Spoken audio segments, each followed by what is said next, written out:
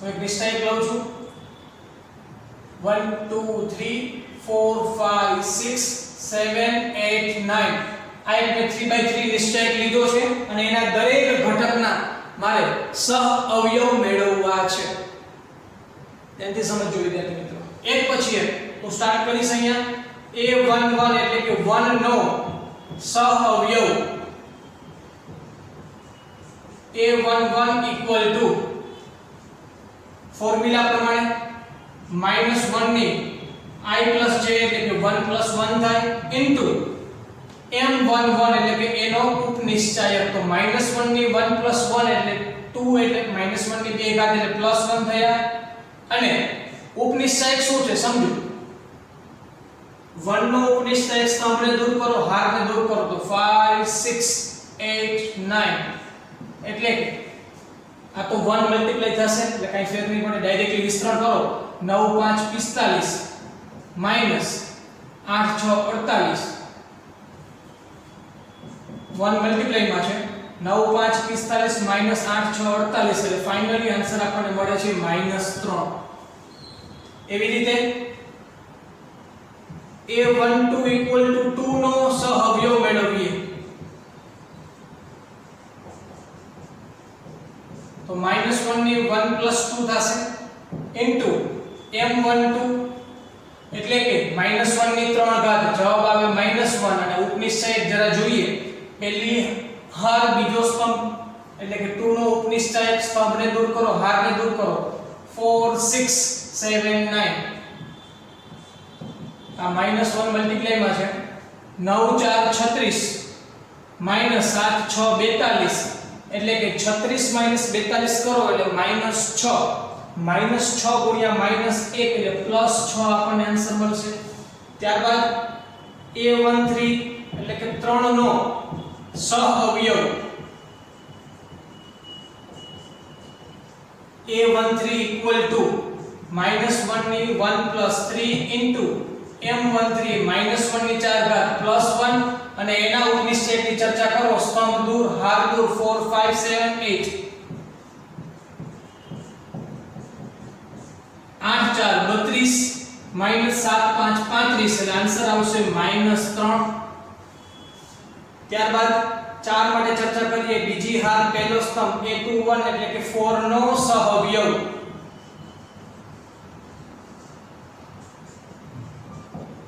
-1 ની 2 plus 1 into m21 એટલે કે -1 ની 3 ઘાત એટલે -1 અને એના ઉપનિશ્ચયકની ચર્ચા કરો તો સ્તંભ દૂર, હાર દૂર 2 3 8 9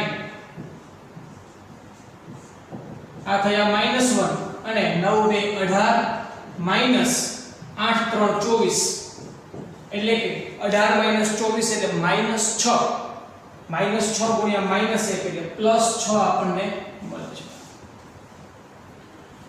તો વિદ્યાર્થી મિત્રો બાકીના જે ઘટકો વધે છે એ તમે હોમવર્કમાં કમ્પ્લીટ કરી શકો છો. તમને ફાઇનલી આઈડિયા પણ આવી ગયો છે કે સહઅવયવ શું છે, ઉપનિશ્ચાયક શું છે, સહઅવયવ આપણે કઈ રીતે મેળવી શકીએ. વિડિયો પોઝ કરી અને જે કંઈ બી છે એને તમે નોટ ડાઉન કરો અને ત્યારબાદ હજુ એક લાસ્ટ એક્ઝામ્પલ આપણે લઈએ કે જેમાં આપણે દરેક ઉપનિશ્ચાયક અને દરેક સહઅવયવ ફટાફટ MCQ માટે કઈ રીતે મેળવી શકાય એની ચર્ચા કરી અને આપણે આજના વિડિયોને આપણે પૂર્ણ વિરામ આપીએ. Thank you.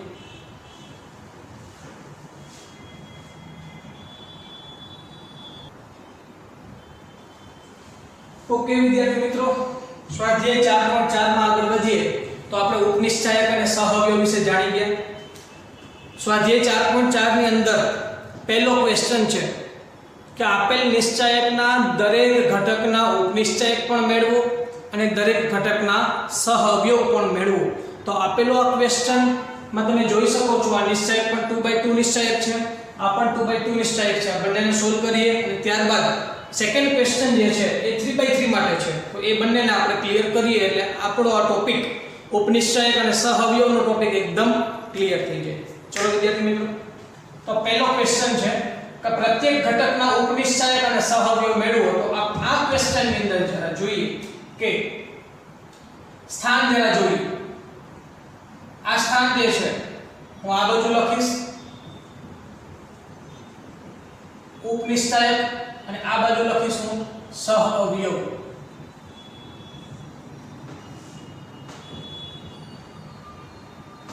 એટલે કે પહેલું સ્થાન જે છે a11 = 2 નો 2 માટે ઉપનિશ્ચાયકને આપણે દર્શાવશું m11 = by 2 માટે તો એકદમ ઈઝી છે। કઈ રીતે? એના સામેનો ક્રોસનો ઘટક, તો 2 નો ઉપનિશ્ચાયક શું થશે? 3 થશે ડાયરેક્ટલી। બાકી મેથડ શું છે? સ્તંભને દૂર કરો, હારને દૂર કરો, જે ઘટક વધે એ આપણો ઉપનિશ્ચાયક। તો જો સ્તંભને દૂર કરી, હારને દૂર કરી, ઘટક વધે છે 3 કે જે આપણે ઉપનિશ્ચાયક માટે છે। એવી જ રીતે સહઅવયવ માટે શું બને છે? a11 = 2 માટે સહઅવયવ એટલે કે કેપિટલ A11 = -1/1 + 1 m11 એટલે કે -1 ની 2 ઘાત એટલે +1 અને એનો ઉપનિશ્ચાયક શું છે? આ ઉપનિશ્ચાયક 2 નો ઉપનિશ્ચાયક કેટલો મળ્યો આપણને? 3। તો ફાઇનલી આન્સર આવે છે 3। ત્યારબાદ આગળ વધીએ a12 એટલે કે -4 માટે એનો ઉપનિશ્ચાયક m12 = એને ક્રોસનો ઘટક -4 નો ઉપનિશ્ચાયક 0 થાય। પણ કઈ રીતે? સ્તંભ દૂર કરો, હાર દૂર કરો, ઉપનિશ્ચાયક 0 થયો। તો a12 એટલે કે -4 માટે સહઅવયવ a12 = -1 ની 1 + 2 m12 આ ફોર્મ્યુલા પ્રમાણે તો -1 ની 3 ઘાત એટલે કે -1 અને ઉપનિશ્ચાયક આપણને 0 મળે છે એટલે ફાઇનલી આન્સર આવશે 0। સહઅવયવ આપણને મળે છે 0। ત્યારબાદ a21 બીજી હાર પહેલો સ્તંભ 0 માટે ઉપનિશ્ચાયક m21 = 0 નો ઉપનિશ્ચાયક -4। તો a21 = 0 માટે સહઅવયવની જો ચર્ચા કરવી હોય a21 = -1 ની 2 + 1 m21 એટલે કે આ -1 અને m21 કે જે કેવા છે? -4 આપણને મળે છે। તો ફાઇનલી આન્સર આવશે 4। ત્યારબાદ છેલ્લો ઘટક a22 3 માટે ઉપનિશ્ચાયક તો સાવ ઈઝી છે। ઉપનિશ્ચાયક એટલે એના ક્રોસનો ઘટક જે આપણને 2 મળે છે અને a22 એટલે કે 3 માટે એનો સહઅવયવ a22 એટલે કે -1 ની 2 + 2 m22 એટલે કે -1 ની 4 ઘાત એટલે +1 અને m22 એટલે કે ઉપનિશ્ચાયક કેટલો મળે છે? 2। એટલે ફાઇનલી આન્સર આવે છે 2। તો વિદ્યાર્થી મિત્રો મેં અહીંયા તમને 2/2 નિશ્ચાયકના દરેક ઘટકનો ઉપનિશ્ચાયક પણ મેળવી આપ્યો અને દરેક ઘટકનો સહઅવયવ પણ અહીંયા આપણે મેળવી લીધો।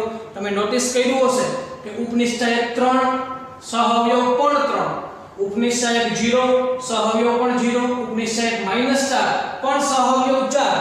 આ ફેરફાર શેના કારણે થાય છે? મેં તમને સમજાવ્યું હતું કે અગ્ર વિકર્ણના ઘટકો હોય તો +1 વડે મલ્ટીપ્લાય કરવાના કોને?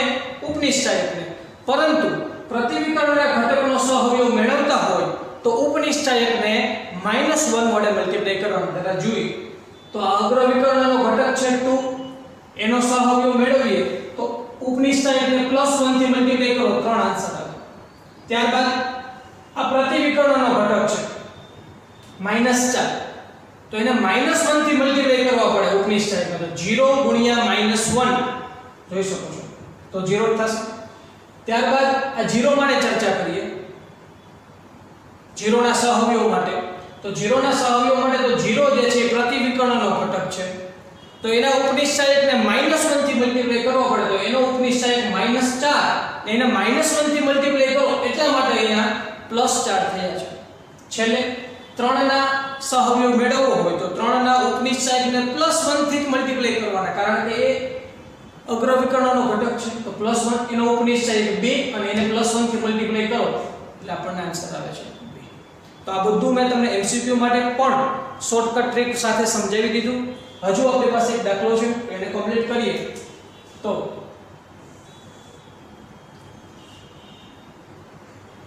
અહીંયા હું લખીશ ઉપનિશ્ચયક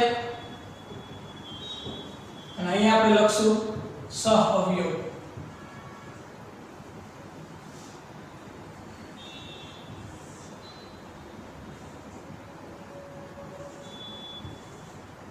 સૌપ્રથમ a11 એટલે કે a માટે ઉપનિશ્ચયકને માઇનોર કહેવાય એટલે m11 સાવ સરળ છે એના ક્રોસનો ઘટક ડાયરેક્ટલી તો એનો ઉપનિશ્ચયક d થશે. બધા પહેલા ઉપનિશ્ચયક મેળવી લઈએ તો a12 એટલે કે c માટે એનો ઉપનિશ્ચયક m12 c નો ઉપનિશ્ચયક b થાય. એવી જ રીતે a21 એટલે કે b માટે એનો ઉપનિશ્ચયક b નો ઉપનિશ્ચયક c થશે અને છેલ્લે a22 એટલે કે d માટે એનો ઉપનિશ્ચયક d નો ઉપનિશ્ચયક a થશે. તો 2/2 નિશ્ચયક માટે ઉપનિશ્ચયક મેળવવું એકદમ સરળ છે. a no ઉપનિશ્ચયક d, d no ઉપનિશ્ચયક a, c no ઉપનિશ્ચયક b અને b નો ઉપનિશ્ચયક c થશે. હવે વાત કરીએ આપણે સહઅવયવ માટે a11 a માટે સહઅવયવ a11 -1/i + j એટલે 1 + 1 into m11 એટલે કે -1 ની 2 ઘાત એટલે +1 અને m11 ઉપનિશ્ચયક શું મળે છે એનો ઉપનિશ્ચયક d આપણને મળ્યા છે. ફાઇનલ આન્સર આવશે d. ત્યારબાદ આગળ વધો a12 એટલે કે c માટે a12 એના સહઅવયવ માટે ચર્ચા કરીએ તો -1 ની 1 + 2 into m12 એટલે આ થયા -1 અને m12 એટલે કે એનો ઉપનિશ્ચયક શું છે b. તો ફાઇનલ આન્સર આપણને મળે છે -b. એવી જ રીતે a21 એટલે કે b જે છે એ b ઘટક માટે સહઅવયવ a21 -1 ની 2 + 1 into m21 એટલે કે આ થયા -1 અને m21 જે છે એ આપણને c મળે છે એટલે ફાઇનલ આન્સર આવે છે -c. લાસ્ટમાં a22 એટલે કે d માટે a22 -1 ની 2 + 2 into m22 એટલે આ થયા +1 અને એનો ઉપનિશ્ચયક a એટલે ફાઇનલ આન્સર આવે છે a. તો વિદ્યાર્થી મિત્રો અહીંયા પણ તમે નોટિસ કર્યું જ હશે કે ઉપનિશ્ચયક છે એ જ સહઅવયવ બનશે અગ્ર વિકર્ણના ઘટકો માટે. જરા ચેક કરો a નો ઉપનિશ્ચયક d તો સહઅવયવ પણ d. એવી રીતે d નો ઉપનિશ્ચયક a તો સહઅવયવ પણ a. પણ પ્રતિવિકર્ણ માટે જઈએ તો સહઅવયવમાં એક માઈનસ વધારાના આવે. મતલબ કે c નો ઉપનિશ્ચયક b છે જોઈ શકો છો પણ c નો સહઅવયવ -b થશે. એવી જ રીતે b નો ઉપનિશ્ચયક c છે પણ b નો સહઅવયવ -c થશે. તો વિદ્યાર્થી મિત્રો હવે તમને એકદમ સરળતાથી આ વસ્તુ સમજાઈ ગઈ હશે.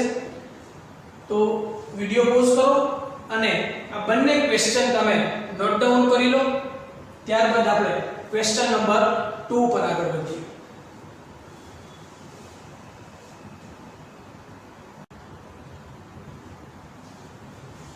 ઓકે વિદ્યાર્થી મિત્રો ત્યારબાદ સેકન્ડ ક્વેશ્ચન છે કે નિશ્ચયકના પ્રત્યેક ઘટકના ઉપનિશ્ચયક અને સહઅવયવ મેળવો. તો આ સેકન્ડ ક્વેશ્ચન ની અંદર પણ બે ક્વેશ્ચન છે એમાં હું એક કરાવીશ એક તમે હોમવર્કમાં કરશો. તો એની અંદર હું બીજો કરાવું છું કે આપણી પાસે 3/3 નિશ્ચયક છે અને એના દરેક ઘટકનો ઉપનિશ્ચયક જોઈએ છે અને દરેક ઘટકનો સહઅવયવ પણ આપણે જોઈએ છે. તો જોઈએ આગળ વધીએ. a11 ઇક્વલ ટુ 1 નો ઉપનિશ્ચાયક કે જેને આપણે માઇનોર કહીએ છીએ m11 વડે દર્શાવાય ઇક્વલ ટુ સ્તંભને દૂર કરો, હારને દૂર કરો તો વધશે ઘટક 5 -1 1 અને 2 તો આ એનો ઉપનિશ્ચાયક થયો અને જો તમે ગણતરી કરી નાખો તો ફાઇનલી આન્સર આપણને 5 2 10 માઈનસ ફોર્મ્યુલા અને માઈનસ એક્સ્ટ્રા એટલે માઈનસ માઈનસ પ્લસ 1 1 * 1 1 એટલે કે આપણને ઉપનિશ્ચાયક 11 મળે છે. સમજો છો? સાથે સાથે એનો આપણે સહઅવયવ પણ મેળવી લઈએ કે a11 = 1 નો સહઅવયવ કે જેને આપણે કેપિટલ A11 વડે દર્શાવીએ છીએ. ફોર્મ્યુલામાં -1 j એટલે કે 1 + 1 કરશું ઇન્ટુ m11 એટલે કે -1 ની 2 ઘાત એટલે +1 અને એનો ઉપનિશ્ચાયક શું મળે છે આપણને 11 મળ્યો છે તો ફાઇનલ આન્સર આવશે 11 * 1 એટલે 11. એવી જ રીતે આગળ વધીએ 0 માટે ચર્ચા કરીએ. a12 = 0 નો ઉપનિશ્ચાયક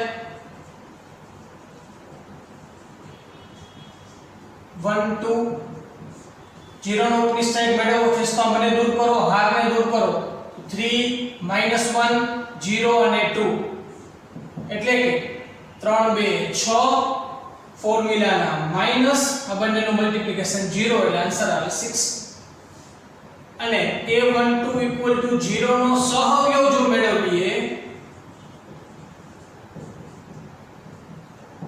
તો -1 ની 1 + 2 ઇન્ટુ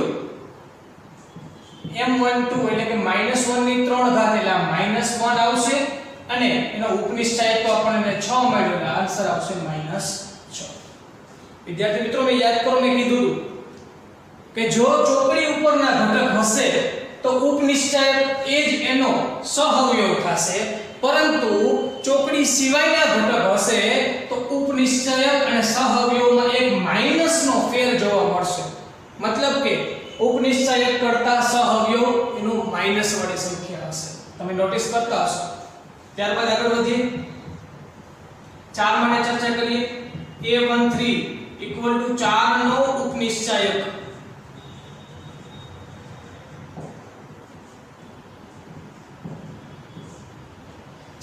સ્તંભ કેન્સલ, હાર કેન્સલ 3 5 0 1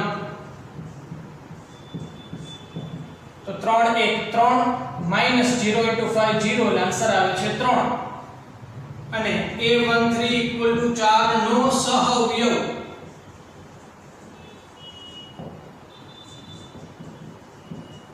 a13 = -1 ની 1 + 3 ઇન્ટુ m13 એટલે કે -1 ની 4 ઘાત એટલે +1 અને એનો ઉપનિશ્ચાયક જે છે એ +3 છે તો ફાઇનલ આન્સર આવશે 3. જોઈ શકો તો ચોકડી પરનો ઘટક છે એટલે બંને આપણને સરખા મળે છે. આગળ વધીએ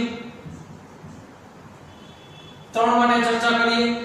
બીજી હાર પહેલો સ્તંભ 3 નો ઉપનિશ્ચાયક કે જેને હું m21 વડે દર્શાવીશ.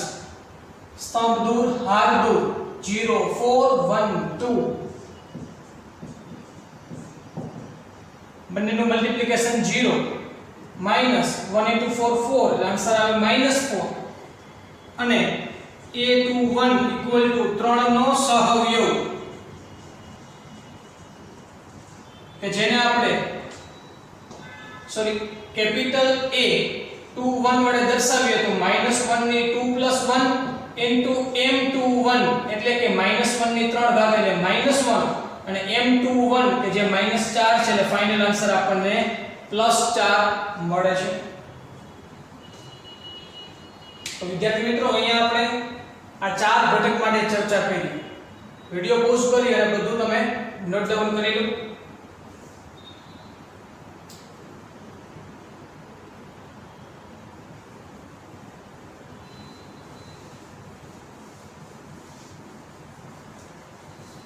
ત્યારબાદ આગળ હજી વધીએ.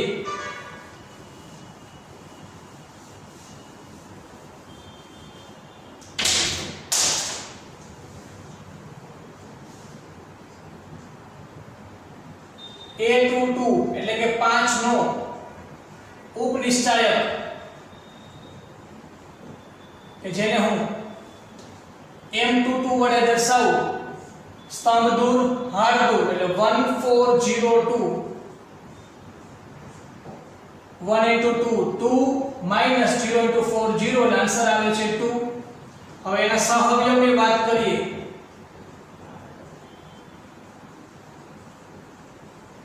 કે જેને હું a22 કહું છું અને -1 raised to I plus j into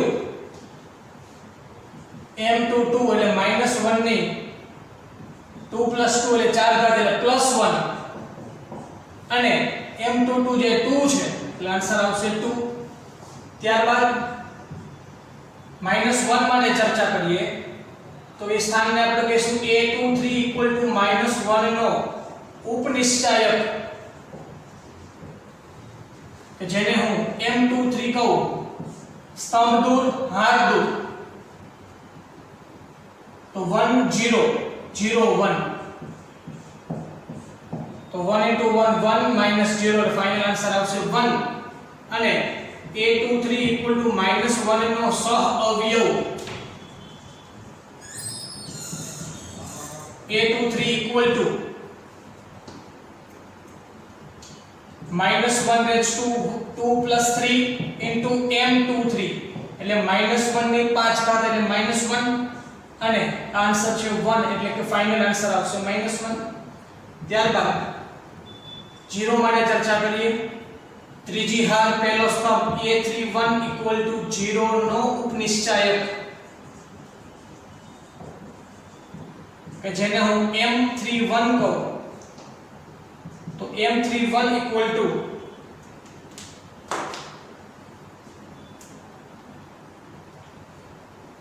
સ્તંભ કેન્સલ હાર કેન્સલ 0 4 5 -1